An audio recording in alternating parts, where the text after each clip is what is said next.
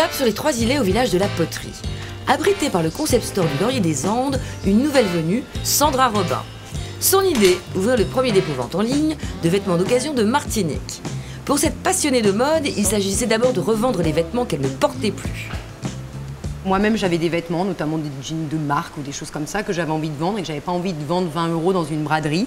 Ça a un prix quand même au départ, donc le but c'était de s'y retrouver. Donc l'idée a mûri petit à petit, je me suis renseignée, il n'y en avait pas du tout en Martinique et en Guadeloupe.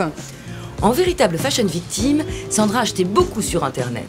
Mais lorsqu'elle recevait ses colis, la facture était plus lourde que prévu.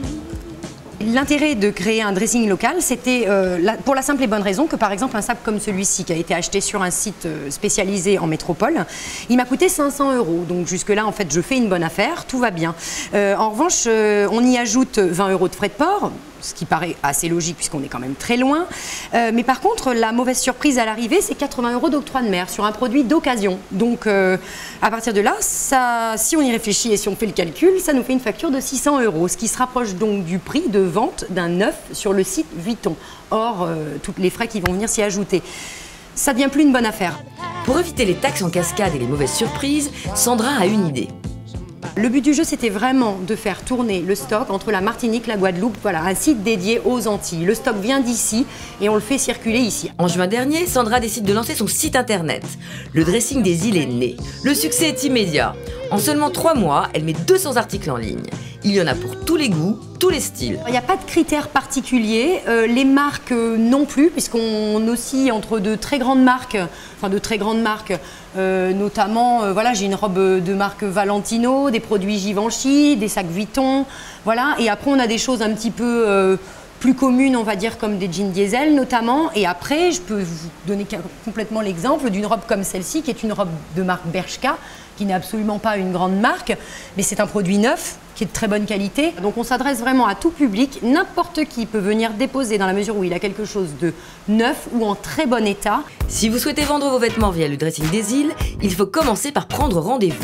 On contrôle le vêtement, donc pour voir si on est bien d'accord sur la qualité du produit avec la déposante dès le départ. C'est parfait, je vais prendre ça, pas de problème. Hop.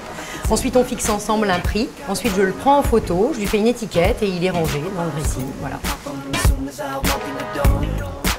Alors les clients peuvent les acheter directement sur le site, justement avec un règlement sécurisé via PayPal, donc sans aucun souci. Sinon, il y a possibilité éventuellement de prendre un rendez-vous. Je reçois, si quelqu'un souhaite voir un article pour la Martinique en tout cas, puisque je suis présente actuellement en Martinique, voilà, il y a tout à fait possibilité de voir les articles. Alors en fait, là je vérifie que le produit est en parfait état, qu'il est prêt à être envoyé de façon à ce qu'il soit bien conforme à sa description sur le site en fait. Aujourd'hui, le dressing des îles a réalisé 30 ventes, sur lesquelles Sandra prend une commission de 15 %.